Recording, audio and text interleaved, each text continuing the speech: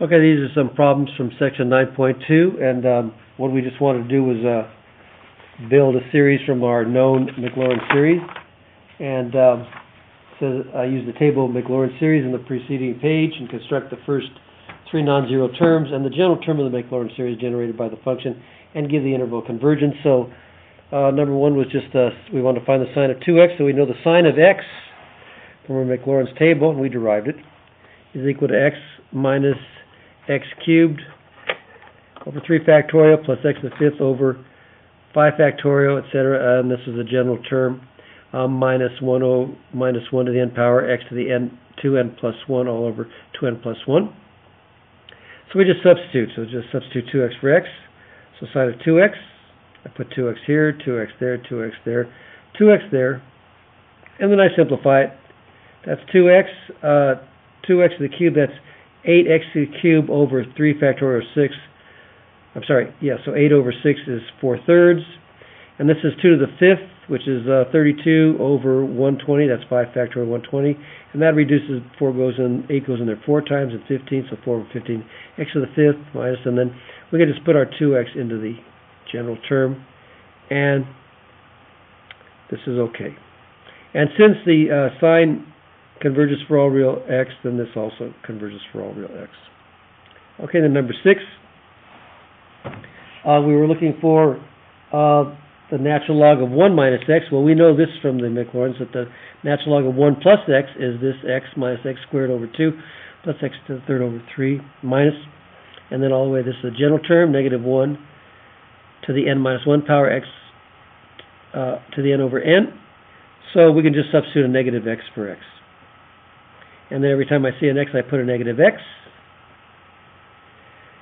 And what happens is this becomes negative x, and this is a negative x squared, so that's just x squared. But then this negative carries over now, so when it's cubed, or for odd powers, it becomes negative, plus all the way out here to the negative x. So remember, whenever it's even, it's going to work out to be negative when it's odd, because when this was even, it was negative, when it was odd, it was positive, but when this is odd, it's going to be negative.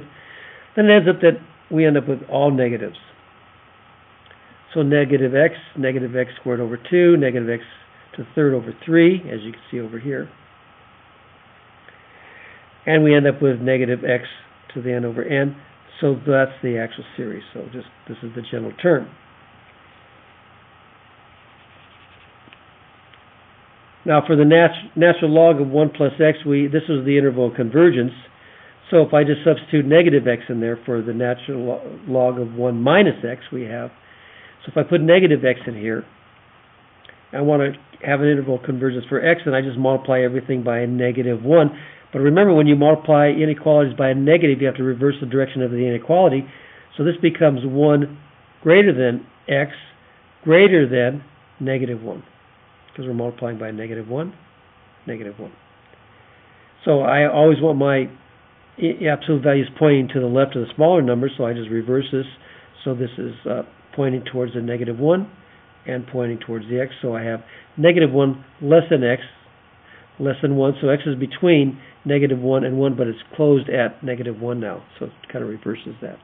So that's the interval of convergence. Okay.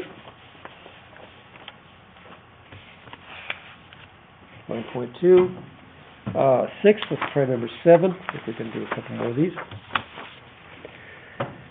And for the inverse tangent, we know this. This is my Maclaurin series for the inverse tangent, x minus x cubed over 3 plus x to the fifth over 5, and this was the general term.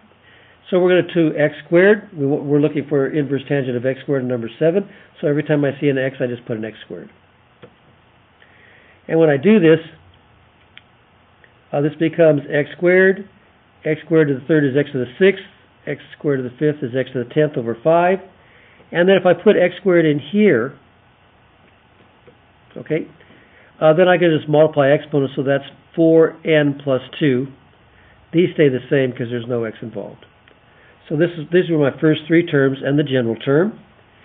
Now, since the inverse tangent converges for the absolute value of x less than or equal to 1, then if I take x squared, that also applies. If the absolute value of x squared is less than or equal to 1, And the same idea that it's like taking the square root of both sides. The square root of 1 is 1, so it's going to be the same.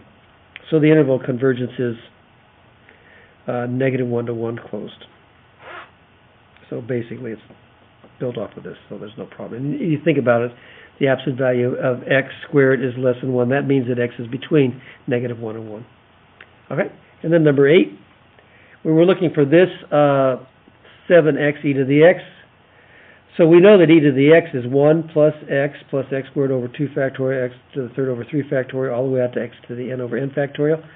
So I can just multiply I can multiply 7x times e to the x, so 7x times e to the x, that's e to the x.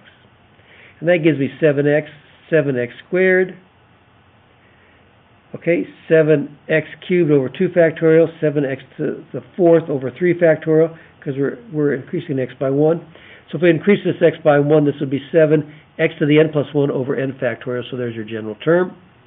And since e to the x converges for all real x, then 7x e to the x also converges for all real x. Okay. So hopefully those help.